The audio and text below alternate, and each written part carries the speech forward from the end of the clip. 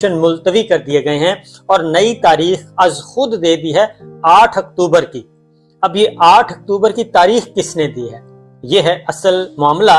और क्या वाकईतन 8 अक्टूबर को इलेक्शन होंगे या फिर अभी बहुत कुछ चीजें बाकी हैं और ये इलेक्शन पहले होंगे और 30 अप्रैल को होंगे या फिर 8 अक्टूबर को होंगे या फिर किसी और तारीख को होंगे और इलेक्शन कमीशन ऑफ पाकिस्तान का ये फैसला बरकरार रह सकेगा।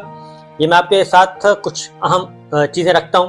पहली बात मैं आपको पूरे वसूख से कह सकता हूँ कि ये इलेक्शन कमीशन का इक़दाम जो है इंतहाई गैर आईनी, गैर कानूनी और सुप्रीम कोर्ट के फैसले की सरीहन तौहीन है और उसकी खिलाफ वर्जी है।